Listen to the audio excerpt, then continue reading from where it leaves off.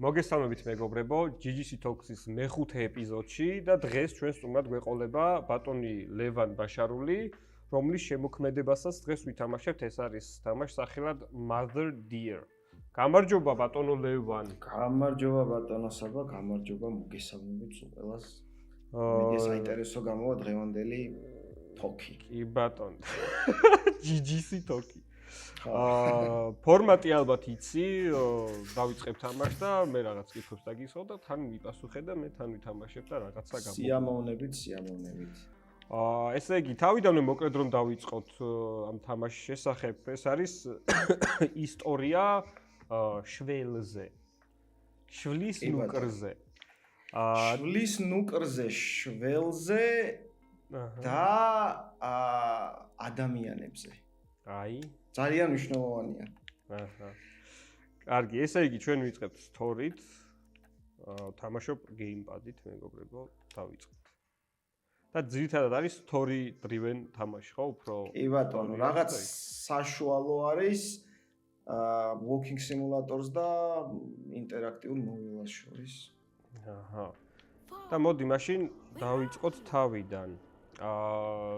ეს იდეიდან რომ დავიწყოთ რა, ანუ იდეა საიდან გაგიჩნდა და რომ ელაპარაკო პირველ ნაბიჯებზე ამ თამაშს. იდეა გაგვიჩნდა პანდემიამდე, დაახლოებით 2019 წელი იყო, როცა უბრალოდ მომინდა რაიმეს გაკეთება. მერე პანდემია როდესაც დაიწყო და ჩავიკეტეთ, ეს ოფისში შევკრიბე ხალხი და დავიწყეთ ფიქრი რისი გაკეთება შეიძლებოდა. არის ესეთი თამაში The First 3, რაც ინსპირაცია იყო და დავიწყეთ იმაზე ფიქრი, რომ ესეთი რამე ხო არ გაგვეკეთებინა. თავიდან რამოდენიმე პროტოტიპი გავაკეთეთ და მაინც კარგად არ გამოიყურებოდა არც ერთი. ვიზუალების ამბავში თუ ტექნიკურად? ვიზუალების ამბავში და არც მოგწონდა როგორი იყო. საბოლოო ჯამში დავიმატეთ ერთი პროგრამისტი, გიორგი ცავა, რომელმაც შექმნა ეს ჩვენი შეიდერები, რაც არის ყველაფერი ჩვენი შეიდერია. და ნუ ეს როდესაც მოგვეწონა, უკვე მივხვდით, რომ ის სკოუპი, რაც თავიდან დავგეგმეთ, ძალიან პატარა იყო ამისთვის.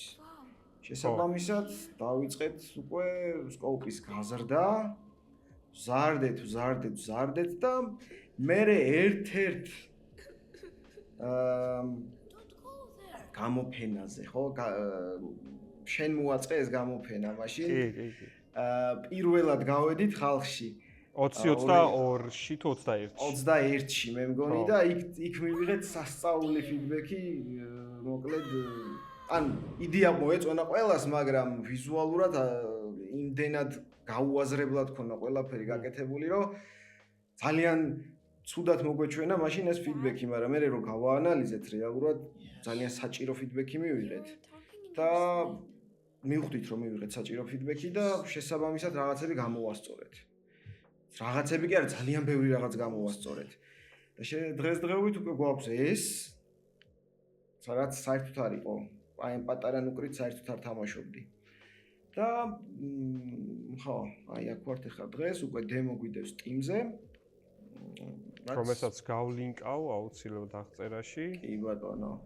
დიდი მადლობლები ვიქნებით თუ გადმოიწერთ და დაგვავიშლისტებთ. და ვინც არის ის ძრავი Unity-ში არის გაკეთებული მთლიანი თამაში და აბსოლუტურად ყველაფერი არის თქვენი გაკეთებული. ნაყიდი გაქვთ რამე? აბსოლუტურად ყველაფერი არ არის ჩვენი გაკეთებული. აი მაგალითად ირმის ანიმაციები გვაქვს ნაყიდი და მერე გადაკეთებული. შეიდერები მთლიანად ჩვენი დაწერილია. ანუ ჩვენ უფრო ტექნიკური გუნდი ვართ ვიდრე 3D და მხატვრები. შესაბამისად, რაც შეგვიძლია რომ კოდით გავაკეთოთ, კოდით ვაკეთებთ და რაც არ შეგვიძლია კოდით გავაკეთოთ, ვცდილობთ რომ ვიყიდოთ და გადავაკეთოთ. აჰა, და გუნდში რამდენი იყავთ ამ თამაშს რომ დაიწყეთ მუშაობა და მე თავიდან ვიყავით 2 მერე დაგვემატა პროგრამისტი, მერე დაგვემატა კიდევ ორი პროგრამისტი და საბოლოო ჯამში, როდესაც მივხვდით, რომ პროგრამისტები საჭირო აღარ იყო ამ თამაშში და არის მარტო ლეველების კეთება საჭირო, ახლა უკვე ერთი ადამიანი მუშაობს მარტო ლეველებზე და დანარჩენი პროგრამისტები გადართული ვართ სხვა პროექტებზე. აჰა, ესეც ექშენი. ესეც ექშენი. დათმა დალეწა, ხე გადამარტყა თავზე.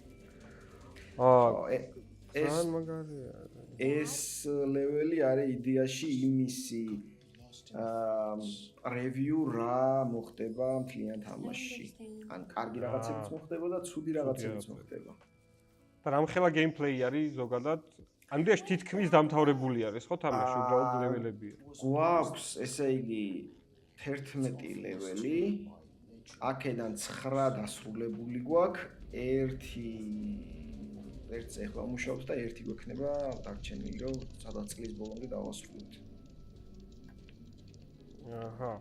და ანუ იდეაში თქვენი мотиваცია მოგცათ იმან, რომ გამოიტანეთ თამაში გამოფენაზე და ხალხს დაანახეთ და გაიგეთ მიმართულება საერთოდ წაგეყვანათ, ხო? ანუ ხო, ეხლა მაგარი თამაშია. საერთოდ სხვა დონეზე გადაიყვანა мотиваცია, იმიტომ რომ მანამდე ვიჯექით, რამდენიმე კაც ქონდა ნანახი, ახლობლებს და ახლობლებს როცა ანახებ, რა თქმა უნდა, გეუბნებო, რომ ძალიან მაგარია. მაგრამ უკვე ხალხში როდესაც გადიხარ და რეალურად უცხო ადამიანი უყურებს ამ ყველაფერს, თან ისეთი ადამიანები, ვისაც გამოცდილება აქვს ამ სფეროში, უკვე ისეთ რაღაცას გეუბნებიან, რაც რეალურად გასათვალისწინებელია. ნუ ამის გარდა კიდე სხვაგანაც ვართ ნამყოფი, ბევრჯერ პოლონეთში ვართ ნამყოფი. ბატონ ოზის დახმარებით. ვართ ნამყოფი აგრეთვე კვიპროსზე, აბუ-დაბიში. ეს თამაშების ფესტივალებზე ყველგან თამაშების ფესტივალებზე კი ბატონო. სადაც შევძელით რომ რაღაც ჩვენი ფინანსები წავსულიყავით, ყველგან წავედით. რომ მიგვეღო ფიდბექი. ეგ იყო მთავარი რა, ეხლა რეალურად მარკეტინგზე უფრო მნიშვნელოვანი თავიდან დაწყების დროს არის ფიდბექის მიღება. იმიტომ რომ თუ ცუდ რაღაცას არეკლამებ, იმის გარეკლამა უფრო ძნელია. მეტი ფული გჭირდება. და დავაკვირდით იმას, რომ რაც უფრო მეტ ფესტივალზე გავედით, შემდეგ ფესტივალზე უფრო ნაკლები კრიტიკული შენიშვნები ქონდა ხალხს, იმიტომ რომ მითვალისწინებდით იმას, რასაც გვეუბნებოდნენ. ნუ, რა თქმა უნდა, გაფილტრო, იმიტომ რომ ეხლა ამ თამაშს არ ითამაშებს counter-ის მოთამაშე, რომელიც რაღაც ავტომატით უნდა არბენინო და სხვები მოაკლებინა, ხო? ამნაირი ადამიანებისგან ძალიან ცუდი ფიდბექი გქონდა ხოლმე, იმიტომ რომ რაღაცა ეს ღადაობის ამბავშიც გვეუბნა, აბა ავტომატი სად არის ძმაო და უნდა ვესროლო ყავს და მოკლა რა. ხო და ნუ ეს უნდა გაფილტრო, არ უნდა გაბრაზდი ამაზე, იმიტომ რომ ამას გეტყვიან ყოველთვის, ვიღაცები დაქცინებენ, ვიღაცებს მოეწონებათ. ეს ცოტა რაღაც საღია გონებით უნდა გაფილტრო და მე საბოლოო ჯამში ის დატოვო, რაც რეალურად გასაკეთებელია რა. ნუ რეალურად ახლა შენი სეგმენტი როცა არ არის და ეს გეუბნება ფიდბექს, ნუ გასაგებიც არის, რომ ეს არ არის კი ბატონო, პირველი შენი მოხარებელი არ არის და შეიძლება უბრალოდ დაიგნო. ან შეიძლება რაღაც ჭკვიანს გითხრას. რა მაინტერესებს იცი? პირადი გამოცდილებიდან ახლა რო თქვი, ბევრ გამოფენაზე ვიყავითო რა. ანუ ეგ რამდენად დაგეხმარა და აი რამდენად ურჩევ, ვისაც აქვს, რა ვიცი, საშუალება. ანუ თავის პროექტი, რომელიც საწყის ეტაპზე არის, ან დემომდე არის მისული, აი რა ეტაპზე შეიძლება გაიტანონ რა, ეგ საჩვენებლად. ანუ რაც უფრო მალე გაიტანენ, უფრო კარგია, თუ აი როგორ ურჩევ შენ პირადი გამოცდილებით რა. რამე საჩვენებელი თუ გაქვს აჩვენე ხალხს, ეგრევე. არ ჭირდება პროტოტიპი გაქვს აჩვენე ხალხს. ეგრევე იღებ ფიდბექს, ეგრევე ხვდები რა მოეწონებათ ხალხს და რა არ მოეწონებათ. ჩვენ ეგრევე გქონდა რაღაც დაახლოებით 6 თვეზე მეტ დაახლოებით 1 წელი ვიმუშავეთ, გვეგონა რომ ძალიან მაგარი რაღაც გავაკეთეთ, მაგრამ საბოლოო ჯამში აი იმ პირველ გამოფენაზე შეეროვნელის მოაწყე, მაშინ მივხვდით რომ რეალურად ის არის, აი მოეწონათ ვიზუალურად რაღაც იდეა მოეწონა ხალხს, მაგრამ რეალურად ვერ გაიგეს რა ხდებოდა. შესაბამისად ძალიან ბევრი რაღაცის დამატება დაგჭირდა და ნუ მე ვინც ითამაშებს ხო აი ეხლა დღესდღეობით უკვე ვინც თამაშობს ძალიან ნიშური თამაშია ჩვენი ვინც თამაშობს უკვე ხვდება რა ხდება და ეს ამას მივახციეთ და თუ თავიდანვე არ დაიწყე ამაზე ჩალენჯი და შენ თლიანი პროექტი ააწყე და მე რიანახე ხალხს აი შეიძლება გაგიმართლოს ძალიან მაგარი ხედვა გქონდეს და გაიგოს ხალხმა შენი თამაში, მაგრამ დიდი ალბათობით ვერ გაიგებენ.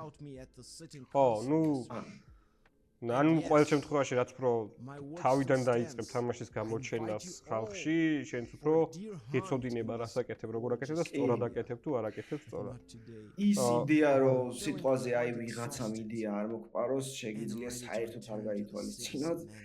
რომ აი ვიღაცა ნახავს ახლა ჩემს თამაშს და მოიპარავს და მაგისში თუ იმეს აქვს, ნუ გეშინიათ მაგისი, არავინ არ მოიპარავს თქვენ თამაშს, ძალიან ბევრი იდეა არსებობს, თავარია გაკეთება. ასე რომ თქვენზე კარგად არავინ არ იცის თქვენი თამაში როგორ უნდა გაკეთდეს. ასე რომ ნუ გეშინიათ მაგისი, ეგრევე წადით ხალხში და აჩვენეთ. და აქ ახლა ისტორიას გვიყვება. რა ხდება აქ? კი ბატონო. მოკლედ ეს თამაში იდეაში ხმის გარეშე ცოტა რთული ახსაქმელია, იმიტომ რომ მთლიანად ისტორიას ყვებით მთელი გზის განმავლობაში, აი სუბტიტრები რაც იყო, ნუ ვინც წაიკითხავს მე ვინც წაიკითხავს ის ნახავს რაზეა თამაში. მოკლედ მამაშვილი არიან ესენი და ამ მამის დედის დასაფლავება იყო ახლა. და ეს ირემი ამ მამის მოგონებები და ცოტა აწმყოცარი. რაც სურრეალისტური გარემო ეს ლურჯი გარემო არის ამ კაცის გონება და ეს ირემი ლურჯი ირემი არის ამ კაცის ტრამვის ასახვა, ასე ვთქვათ. და როდესაც აი ამ ლურჯ ტურებში ვართ, მაშინ მამაშვილი ლაპარაკობს იმაზე, თუ რა მოხდა ამ კაცის წარსულში. და როდესაც გადავდივართ ამ მწვანე გარემოში, ესე იგი, მწვანე, ნუ რეალისტურ გარემოში, აი როგორც სულ თავიდან დაიწყო. ესე იგი, ეს კაცი ყვება უკვე იმ ისტორიას, რაც მოხდა. და ენაცვლება ერთმანეთს ეს ტურები, ჯერ ლურჯია, მერე მწვანე, მერე ისე ლურჯი, მერე ისე მწვანე. და ეს დიზაინის გადაწყვეტა, ხო, მითხარი და მე ჩაიკითხე. ანუ რეალურად პარალელურად ვითარდება მოქმედება აწმყოშიც და წარსულშიც და ორივეგან ძალიან ესეთი ტვისტები გვაქვს მე ბოლოს, რომელიც ერთი მეორის გარეშე არ მუშაობს, ანუ ორი ერთში ისტორია არის, რომელიც გადაბმულია ერთმანეთს. და მაინტერესებს ვიზუალები თავიდან, როგორ მიხვედით ამ სტილზე რა, ანუ რეალისტური აიკეთებინა, სტილიზირებული, თქვენი შეიდერი, მანდ როგორ იყო? თან, რავი, როგორ თქვი, თავიდან პროსტა ტესტავდით, რომ რაღაცა გაიკეთებინათ რა. და აი მანდ როგორ დაიწყეთ და მე workflow როგორ განვითარდა რა, ნელ-ნელა როგორ განვითარდით, რომ უკვე გადაწყვეტილების მიღებაზე რომ მიდგებოდა საქმე, გუნდში როგორ ახერხებდით მაგას, როგორ აკეთებდით? ძალიან ქაოტურად. თავიდან, როგორც გითხარი, აი ბევრი პროტოტიპი გავაკეთეთ. ზოგს მოსწონდა, ზოგს არ მოსწონდა. ზოგი მეც მომწონდა, ზოგი არ მომწონდა და რეალურად იმას, აი გვინდოდა რომ ნახატი ყოფილიყო. იმიტომ რომ რაღაც ბავშვის მოგონებებია.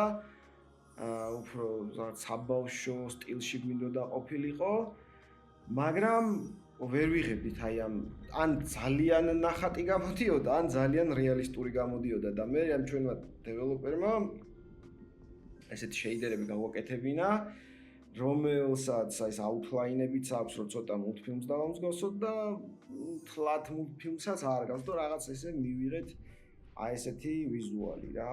მაგრამ თვითონ აი სათითაოდ ყველა რაღაც აი თქვათ აი ეს ფესვების ვიზუალი რაც არის, ბალახი, ხე, ერთიანი ესეთი რაღაც კონცეფტი არ მქონდა, იმიტომ რომ არ ყავს ხატრული ხელმძღვანელი. და ესე ხო არ ვქნათ, ისე ხო არ ვქნათ, აი ესე trial and error სტილში მივედით აქამდე. ბევრი ტესტინგი და ბოლოს ნუ ფიდბექებით. მიხვდით რომ კარგი იყო და ვიზუალს გაანებეთ თავი. ფიდბექები, როდესაც მივიღეთ უკვე რომ ნუ იდეაში როდესაც პირველად ვანახეთ უკვე პლუს მინუს ხონდა ეს მიღებული. მაგრამ მე ფიდბექიც მივიღეთ ცოტა ფერებთან დაკავშირებით, ცოტა ვიზუალთან დაკავშირებით და ისიც გავითვალისწინეთ, მაგრამ ძირითადად გეიმპლეის ეხებოდა და გარჩევადობას და level designs ეს ფიდბექები. იცი რა მაინტერესებს, აი აქაც ქონდა გამოფენილი თამაში და უცხოეთშიც, აი მაგათად კრაკოვშიც რა. მაინტერესებს ფიდბექის ხარისხები როგორ იყო მანდ, ანუ რამდენად ლოგიკურ ფიდბექს იღებდი, ანუ როგორ ჩანს ცოდნა რა გეიმინგის აქ ჩვენთან და იქ. ალბათ ეხლა იქ გაცილებით სხვა დონე იქნებოდა, მაგრამ რას აქცევდნენ უფრო ყურადღებას აქ და რას აქცევდნენ ყურადღებას უფრო პოლონეთში. მოკლედ ჩვენთან უფრო მეტი იყო სარკაზმი. აი ეს კაუნტერის იმაზე რო გეუბნებოდი ავტომატი დავაჭერინო. უფრო მეტი იყო აქ ეგეთი რაღაც ვიდრე იქ. იქ ვინც ესეთ თამაშს არ თამაშობს, არც მოდიოდა სანახავად. ნუ ძალიან ცოტა იყო ეგეთი. ვინც მოდიოდა უკვე რეალურად ჩვენთან, გვაძლევდა პლუს მინუს რეალურ ფიდბექს რა. რასაც ფიქრობდა, იმიტომ რომ ნიშური თამაშია, ამნაირ თამაშებს თამაშობენ და იციან უკვე პლუს მინუს რა დაინტერესებთ, როგორი უნდა იყოს და ასე შემდეგ. ჩვენთან ვინც მოდიოდა, ბევრი ნუ სარკაზმით მოდიოდა. მაგრამ აი ვისაც მოსწონდა რეალურად ძალიან ცოტა ფიდბექს გვაძლევდა. აი იყო ვაუ რა მაგარია. და შენ ვერაფერს ვერ იღებდი მანდ და გასაგებია, კარგია, მაგრამ ანუ კარგი როა რეალურად ამ შემთხვევაში არ გაინტერესებს, რა გაინტერესებს ცუდი რა არის. და გაინტერესებს ცუდი რა არის იმ ადამიანისგან, ვისაც ესეთი თამაშები მოსწონს. შესაბამისად აქაური ფიდბექით ნუ რაღაცები კი გამოვიღეთ, მაგრამ საზღვარგარეთ გაცილებით უფრო ღირებული იყო ეს ფიდბექი რა. მაგრამ აქაც რო ხალხს მოეწონა ეგეც, საერთოდ მეგონა რომ საქართველოს საერთოდ არავინ არ თამაშობდა ესეთ თამაშებს, მაგრამ ნუ ვიღაცები გამოსწნენ, ვინც რეალურად დაინტერესდა რა კარგიაო და ასე შემდეგ. თან ეგ იყო პირველი შემთხვევა, როცა გარეთ გამოხვედით, თქვენი პროექტი გამოიტანეთ და გაიცანი community, რომ ანუ თამაშები კეთდება, დეველოპერები არიან, კოლეგები ყოლიათ და ასე შემდეგ. აი გრა იყო რა, აი თავიდან რომ შემოვიდი მეც game development-ში, აი სულ მაინტერესებდა რა ხდებოდა საერთოდ რა. და აი ზუსტად მაგიტო გავაკეთე ეს პირველი ღონისძიება, თამაშები გამოფინა და გამეცნო ეს ხალხი რა. და აი მანდ რა იყო, ანუ რა გრძნობა იყო ის, რომ აი კონკურენციის გრძნობა გქონდა, რაღაც პირიქით გაგიხარდა, რომ ვარა მაგარია, კიდე სხვაებიც აკეთებენ თამაშებს და რაღაც, აი მანდ რა ხდებოდა? ხო, აი ძალიან საინტერესო იყო. ერთადერთი ვინც ვიცოდით რომ რამეს აკეთებდა მაშინ იყო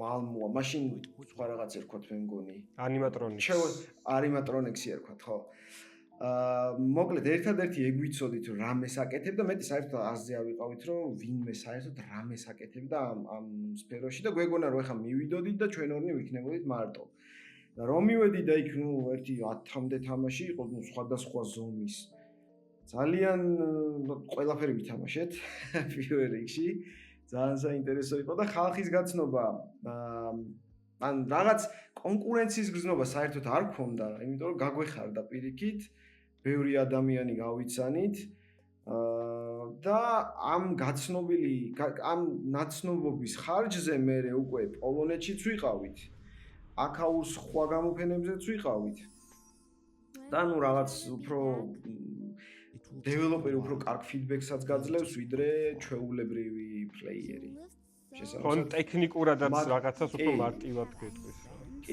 კი ზუსტად აი ეგ ფიდბექიც ძალიან კარგი იყო რა უკვე დეველოპერებისგან აღებული ასე რომ როგორც თავიდან თქვი რამე გაქვს ეგრევე აჩვენე ხალხს ამ ხალხში გულისხმება ჩვეულებრივი პლეიერებიც და დეველოპერებიც community. არის, დაუბრუნდეთ ახლა თამაშს. აქ გავანათეთ ხე. ხო. ეხლა ჩვენ რადგან ვლაპარაკობთ, არ გვესმის რეალურად რა ხდება შიგნით. მოკლედ ამ დასაფლავების შემდეგ მამა და შვილი დარჩნენ ამ დედამისის სახლში, რომელიც არის ტყის პირას. შეგიძლია ზემოთ ახვიდე და შემდეგ ტურში გადახვიდე, თუ აქ ოპშნალ რაღაცების აღება გესარება. ეს ოპშნალია.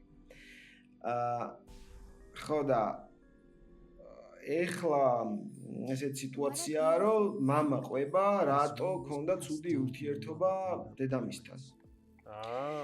ოჯახური დრამაც. ოჯახური მაგიტო თქვი, ეს თამაში უფრო ადამიანებზეა ვიდრე ირმებზე, იმიტომ რომ ადამიანები არიან ამ ისტორიის დრაივერები.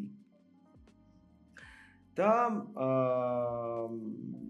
შვილს აინტერესებს უკვე რატო არის და გეხვეწები მამა მომიყევიო. ამ დროს, ეს კაცი ცოტა შეძლებული კაცია, მძღოლი ყავს და გამოჩენილი იყო კარგად იმ სხვა ხალხთან, ვინც იყო იქ დასაფლავებაზე, ისინი წაიყვანეო შენ მიდიო სახლშიო.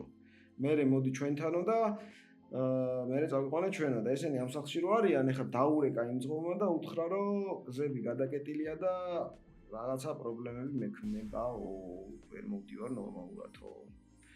და აგრეთვე რო უსმენდეთ, აღმოვაჩენდით, რომ ამ კაცს აქვს რაღაც დაავადება, რის გამოც დედამისმა წამოიყვანა აი ამ ტყეში და აქ ცხოვრება დაიწყეს ბავშვობაში. და აი ამ ხის ნაყოფისგან უკეთებდა წამალს. რა დაავადებისგანაც ეხა უკვე არსებობს აბები და აი ეს ბოლოაბი დალია ამ კაცმა.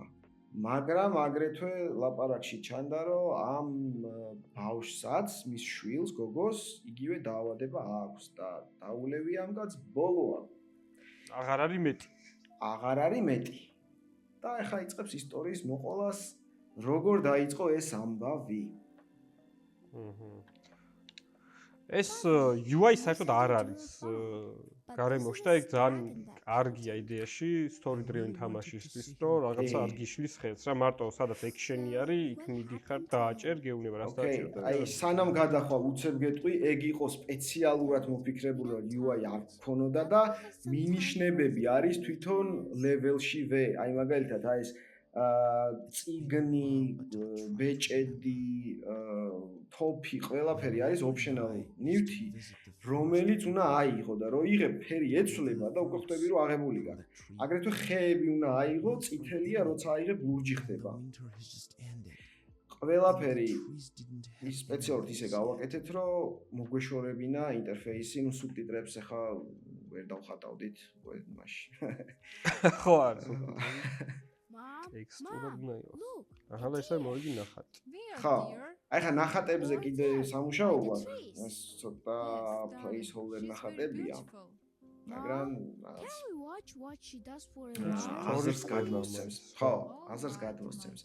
აი ამ კაცმა უკვე დაიწყო მოყოლა, რომ ის და დედამისი ხშირად დადიოდნენ ტყეში ამ ნაყოფის მოსაკრებად და ერთხელ ნახეს ირენი. აი ხა ვარ უკვე წარსულში. თუ დააკვირდები იმის მაგივრად, რომ father-ი და daughter-ი ლაპარაკობენ mother-ი და son-ი უკვე. სახელი არ ქვია არავის. არანაირ სახელს არ ვიძახით. არანაირ დაავადებას არ ვიძახით. არანაირ ლოკაციას არ ვიძახით, რომ თამაში იყოს relatable ყველასთვის. კონკრეტიკა არ გაქვს, გასაგებია. კონკრეტიკა არ გაქვს. და ყველაფერი არის გახმოვანებული. გახმოვანების ამბავში და როგორ ქენით? ხო. გახმოვანების ამბავში ეს მამა ვარ მე. აჰა. დედა არის ჩემი მეუღლე. გოგო არის ჩემი შვილი, გოგო და ბიჭი არის ჩვენი მეგობრის შვილი. რომელიც დაგვეხმარა უბრალოდ. აჰა, შინაურობაში როცა არის საჭიროება მოითხოვს, შინაურულად გაკეთა და ძალიან კარგი არის ფოტოში. ხო, ანუ რეალურად ახლა ვფიქრობ, თუ საბოლოო ჯამში გახმოვანება რეალურმა მსახიობებმა უნდა გააკეთოს voice actor-ებმა. მაგრამ ეხლა პროტოტიპისთვის და იმისთვის რომ დემო დაგვედო, არც მაგის ფული გქონდა მაშინ და არც დრო გქონდა და ასე რომ ჩვენ და დემოსთვის არც არის საჭირო ხო. რაღაცა ტყვილი ხარჯების გაწევა. კი ბატონო. ყველაზე რთული რა იყო ამ თამაშზე მუშაობისას? პირველი თამაში იყო ხო თქვენი სტუდიის როგორც ხო და ყველაზე რთული რა იყო, რა ეტაპი იყო? საერთოდ ყველაფერი რთულია. ალბათ ყველაზე რთული არის გუნდი შეინარჩუნო, როდესაც ფული გაქვს ძალიან ცოტა რა. რაღაც мотиваციები თუ არ მიეცი გუნდს ძალიან ძნელია მერე და აი ეს გამოფენა 2022-ში თუ 21, ну როცა იყო. ძალიან მაგარი мотиваცია იყო იქ რომ იმიტომ რომ ბილდი პირველი რეალურად გავაკეთეთ 2 დღით ადრე ვიდრე გამოვიდოდით იქ. და იმიტომ გავაკეთეთ რომ იქ გამოგვედა. გამოსულ. თუ როდის დაბილდავდით? კი. და სანამ რეალურად არ გავახმოვანე და არ გავაკეთეთ ეს ბილდი, თიმის უმეტესობა თვითონვე ვერ ხვდებოდა რას ვაკეთებდით. ანუ რეალურად აი იმის ახსნა რომ აი ხლა ესენი ილაპარაკებენ, ირემი ირბენს და ეს იქნება საინტერესო. ვერ ხვდებოდა მაგას, ნუ ყველა ხუმრობით დაჟი აი community-საც ვისაც ვიცნობთ, ყველა ამას ვერაც ეძახის თამაშს ირემი რომელიც დარბის. მაგრამ რეალურად მარტო არ დარბის რაღაცებსაც აკეთებ. მაგრამ ეხლა თიმში სანამ გახმოვნებულს ნახავდნენ თვითონაც თიმშივე ეგეთი წარმოდგენა იყო რომ ირემი რომელიც დარბის. და ძალიან ძნელი იყო დამეჯერებინა რომ უბრალოდ იმასთვის დამეჯერებინა რომ ამაში კიდე უფრო მეტი რაღაცებია ვიდრე მარტო ირემი რომელიც დარბის. მაგრამ ბილდი როგორც კი ნახეს თვითონვე უკვე მეტი мотиваცია იყო. მე ეს ფესტივალები კიდე უფრო მეტი мотиваცია იყო ეს ფიდბექის უკეთესობისკენ წასვლაც მაგარი мотиваცია იყო. ასე რომ გადაჯაჭვულია ეს ყველაფერი ერთმანეთზე გუნდის мотиваცია, გააზრება თვითონ რას ვაკეთებ და საბოლოო ჯამში, როდესაც უკვე მივხვდით რას ვაკეთებდით, დაიწყო სკოუპის ზრდა. ანუ აი ეგ ახლა არის საინტერესოა. მან გაჩერება ზოგჯერ ძალიან რთულია. კი ბატონო, ზუსტად აი ეგეც ერთ-ერთი ძალიან ძნელი რაღაცაა, რომ საბოლოო ჯამში თქვა, არა, მორჩა მეც არაფერს აღარ ვაკეთებ, იმიტომ რომ თავიდან აუ მოდი რა ეს რაღაც ცისფერ ტურში დავამატოთ optional ნივთები, აუ რა მაგარი აზრია გავაკეთეთ. აუ მოდი ეს ხე ცოტა სხვანაირი იყოს და სხვა ანიმაციით აფეთქდეს. აუ მოდი კი ბატონო გავაკეთეთ. მოდი ცოტა მეტი ტური იყოს, იმიტომ რომ ისტორიას მთლიანად ვერ ვასწრებ. რაც გვაქვს იმ ტურებში და გავზარდეთ ტურები. კარგი ბატონო. მე უკვე რო დავიწყეთ ეს თიმის ინფუთიდან უკვე რო დავიწყეთ ზრდა ამ სკოუპის. ყველას იდეები რომ მოსდიოდა, ვაკეთებდით და მე საბოლოო ჯამში მივხვდი რომ ვერასოდეს ვერ დასრულდებოდა ეს პროექტი. სულ რაღაცას ამატებდით. კი ბატონო, და ვთქვი რომ არა. და ეს უკვე ძალიან დიდი დემოტივაცია იყო თიმისთვის უკვე რაღაცებს მეუბნებოდნენ და მე ვიძახი არა, გავჩერდით, მორჩა, აღარ გვინდა არაფერი. შესაბამისად ესეც კიდე ერთი სირთულე იყო თვითონ თიმის შენარჩუნების კუთხით, რომ გვეთქვა რომ არა. ცუდი კი არა შენი იდეა, მაგრამ არა. ან როცა არ არის ინვესტიცია და დაფინანსება, გიწევს რაღაცების გათვალისწინება გუნდისგან, რომ რაღაც мотиваცია შეუნარჩუნო რაღაც პრობლემას სულ და. აი გარი ხო ძირითადად აი სკოუპი რომ რაღაც სასწაულ ნიშნულზე ადის ხოლმე და უფრო დიდდება თამაში. და ტრადიციულად დაიწყეთ ამაზე მუშაობა, ანუ რაღაც game design დოკუმენტი დაწერეთ, არაფერი არ გავიკეთებია. game design დოკუმენტი არ გქონია. ყველაფერი იყო ჩემს თავში და ალბათ ეგ იყო კიდე ერთი პრობლემა იმისი, რომ ვერავინ ვერ ხვდებოდა ბილდამდე რას ვაკეთებ. აი რა ვთქვი რა, ეს 2 დღით ადრე პირველ ფესტივალამდე 2 დღით ადრე გაიგო გუნდმა რას ვაკეთებ. ის ირემი რო დარბოდა, გასაგები იყო. აქ რაღაცებს ვაკეთებდა ეს ირემი და იმ შვილს ყალსალევინებდა გასაგები იყო, მაგრამ ეს ყველაფერი საინტერესო რატო იყო? აი მაგას ვერავინ ვერ იგებდა.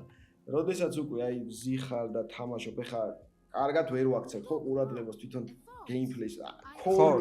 core რაც არის ამ თამაშის იმას ეხარია რომ არ ვაქცევთ ყურადღებას, ვიზუალებს უყურებთ. დაურბივართ ირემი რომელიც დარბის. ხო, აი ამას თუ არ აქცევ ყურადღებას აზრი არა აქვს რა, რომ აი ხო, აი ეს კიდე ერთი მექანიკა დავამატეთ. აი Wise რო აჭერდა, თუ არ ვიცი რომელი საგაკ კონტროლერი. ეს ის რო გადადის. მეფის მაგივრად დავამატეთ აი ეს ფესვები, რომლებიც და ფესვის საითაც განათება მიმართულებას გადავს გაძლევს მიმართულებას და ნუ აი ეგეც, იმიტომ რომ ზოგი იკარგებოდა. თან რაღაც ლორში ჩავსვით ამ თამაშის რომ ეს თელი გარემო ერთმანეთთან დაკავშირებულია და ეს ხეების ფესვები ირმებს აძლევენ ნავიგაციის საშუალებას და იმ ბავშვმაც მე თავის თავში აი ეს ჯადოსნური სამყარო ამ ხეების საშუალებით შექმნა საშუალებით არა უფრო ხეები წარმოიდგენა როგორც ჯადოსნური რაღაცები და ნუ ეს ყველაფერი რაღაცნაირად ერთმანეთში გადავხლართეთ და ისეთი ლეველები ავაწყეთ, რომელიც ინტერფეისსაც გიცვლის რაღაც კუთხით და თან ლორშიც ზის. ლორი ძალიან დიდი გვაქვს, ფოტოშორის 4 წელია ახლა ამის სცენარზე და ლორზე მუშაობ და ანუ უბრალოდ არაფერი არ დევს რა ის შემთხვევით. ახლა ის ღორები იქ უბრალოდ არ არიან საბოლოო ჯამში ღორებზეც. კი ბატონო. და ნუ ესე რა ძალიან დიდი ლორი გვაქვს, ძალიან დიდი ისტორია გვაქვს, როგორც ვფიქრობთ. ჯერ ბოლომდე ისტორია არავისთვის არ მოგვიყონია. იმიტომ რომ ნუ ამის ისტორია თუ მოვყევით, მე აზრი აღარ აქვს. რადგან ეს არის თამაში, რომელიც უნდა მოხვიდეს საღამოს, დახრილმა ითამაშო 3-4 საათი, დახურო და მე ღამე იფიქრო ამაზე. და სულ მორჩა. დაისვენე, მორჩა. Replayability თითქმის არა გვაქვს. ასე რომ story თამაში არის ხა, მაშინ ამდენიმე არჩევანი უნდა ქონდეს, ერთი story აღარ გამოდის. კი. აჰა და რომც აი პოლონეთს აი უცხოურ გამოფენებზე მაინტერესებს ისევ რა. ანუ იქ რო ელაპარაკებდი ცოტა ისეთ ხალხს, განაჩვენებრივ მოთამაშებს, უკვე ბიზნესის მხარეს ვინც უყურებდა რა. ანუ მანდ რას იძახდნენ ესეთი ტიპის თამაშებზე, კონკრეტულად შენ თამაშზე, აი story driven თამაშები როგორ იყიდება, ანუ ბიზნესის ხალხი რანაირად უყურებდა, როგორ უყურებდა ბიზნესის ხალხი ძირითადად როგორ იყო იცი? ძირითადად მოდიოდა ხალხი, რომელიც ასეთ თამაშებს არ აკეთებს, ანუ არ აფაბლიშებს, არ აქცევს დიდად ყურადღებას.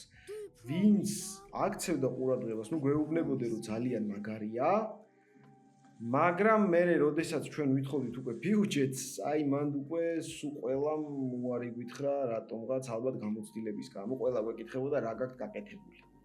ხო, ეგ შესაბამისად კარგად ზანდებოდე. ხო და ესე 5 წელი რაღაცნაირად ჩვენი ფინანსებით ვაკეთეთ რაც გვაქვს გაკეთებული რა. აი გარი ახლა მნიშვნელოვანი პრობლემა რა. მანდ ერთი პატარა თამაში მაინც რო ქონოდათ Steam-ზე გაშვებული, ანუ ორი პატარა თამაში, სხვა სიტუაცია გექნებოდათ ალბათ. კი ბატონო, ზუსტად. აი ეგ არის, ნუ საქართველოში ძალიან ცოტა არის ხა არ არის განვითარებული ეგ ინდუსტრია და ძალიან ძნელია.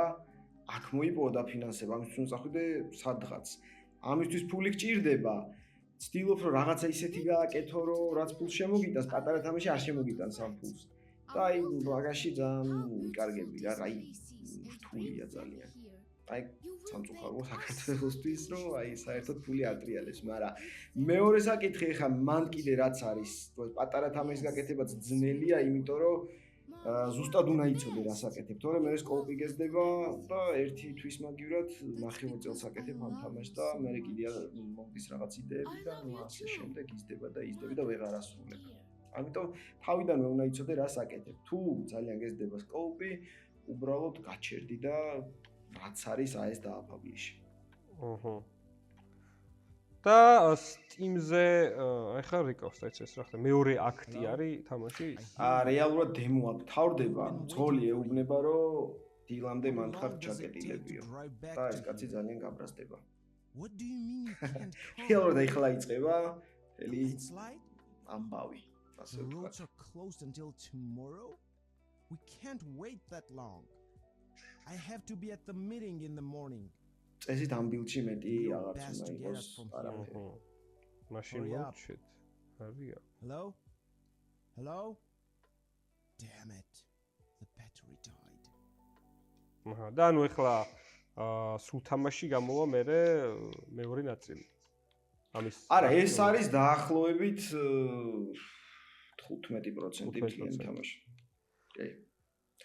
ინტრო არის ფაქტიურად რა, დასაწყისი. აჰა. კარგი, მაშინ ეხლა მე ესე ვიზავ და რაღაცებს გიკითხავ კიდე. ესე იგი, იცი რა მაინტერესებს? აი, როდის გადაწყვიტე უკვე რომ Steam-ზე იყო აუცილებელი დადება? კრაკოვში დაგაძალეს. თუ კრაკოვამდე გააკეთე? კრაკოვში რო წავედით, wishlist-ების მოსაგროვებლად დავდეთ Steam-ზე. პირველი წასვლის დროს. იმიტომ რომ მანამდე ვიყავით ჩვენ გდანსკში. გდანსკში დევგამია ესეთი ფესტივალი და იქ ვიყავით. იქ მქონა ბილდი უბრალოდ წაღებული და ნუ ძალიან შემრცხვა რომ აი სად მოგძებნოთ და რაღაც Facebook-ს აძლევ ან რაღაც სოციალური მედია რაც გაქვს იმას აძლევ იმის მაგივრად რომ მოდი აი Steam-ი და დამავიშლისტე. ოი გამოცდილება რო ქონდა უკვე ნუ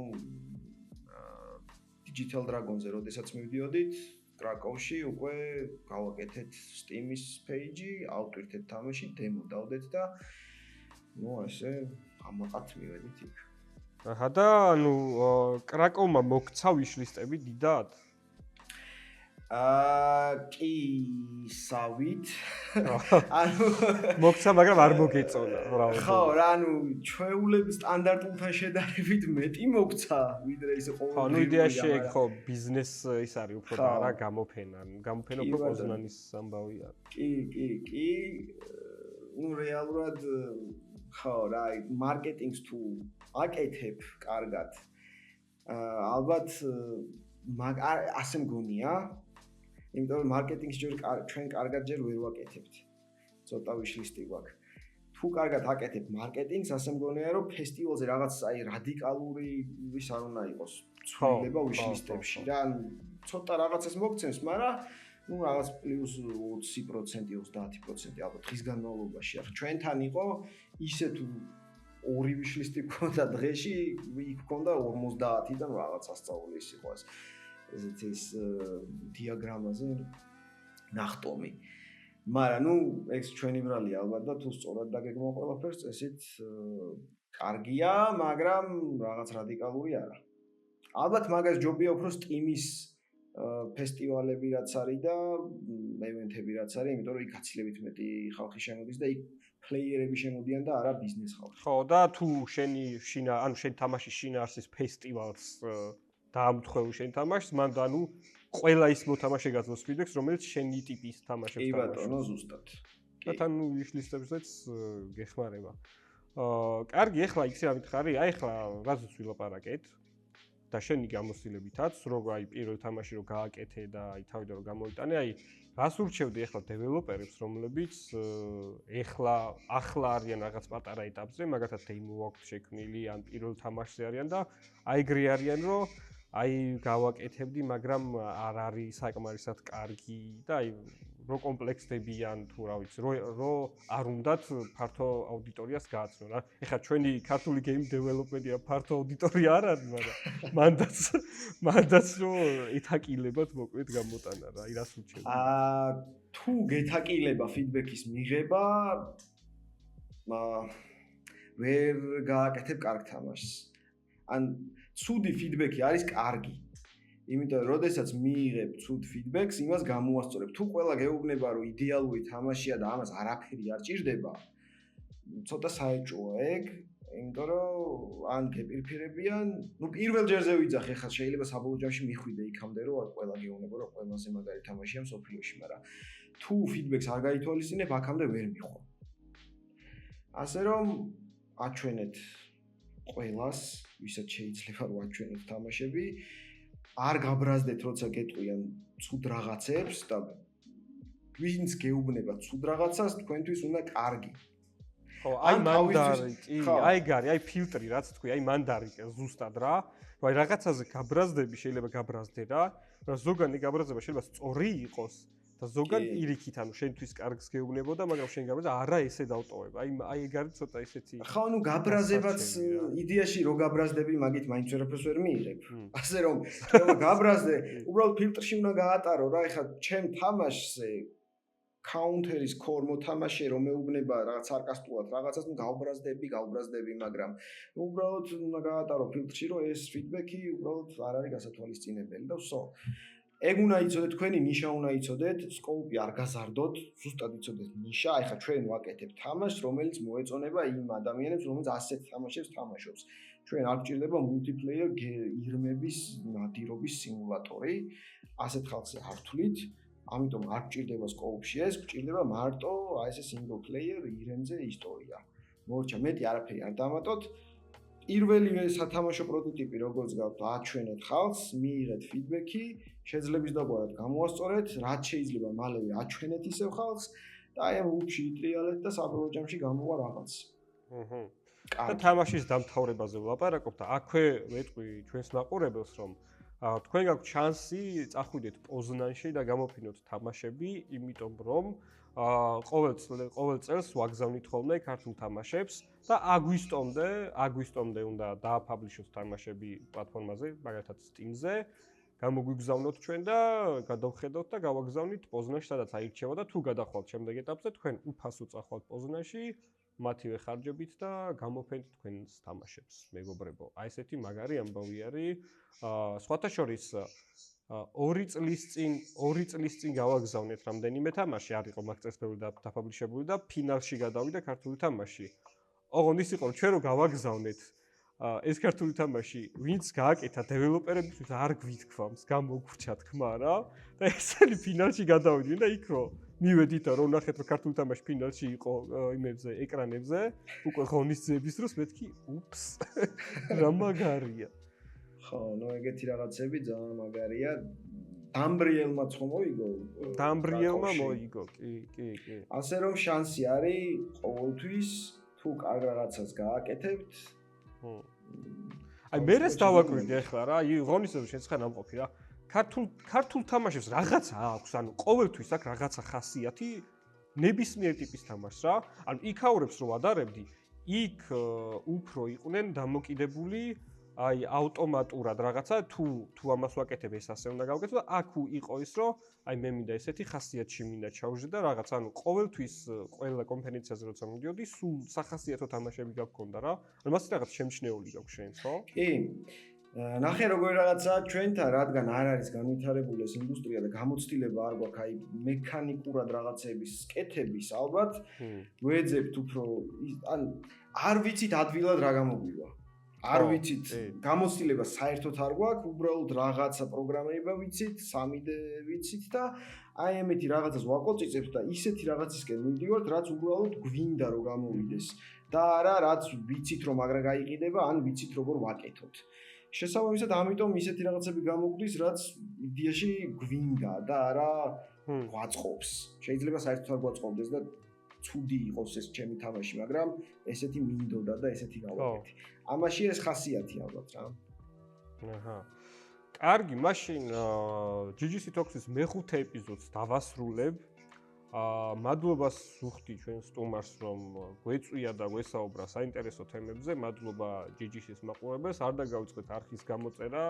შემოგვიერთდით Telegram არხზე დაგვალაიქეთ და გამოგვიწერეთ Instagram-ზე, YouTube-ზე, TikTok-ზე და ყველგან საერთოდ მადლობა ლევან ძალიან დიდი სტუმრობისთვის. დიდი მადლობა საბა და მადლობა ყველას წარმატებები, ყველაფერს კარგს გისურვებთ და რა თქმა უნდა მეტი თამაში გააკეთეთ.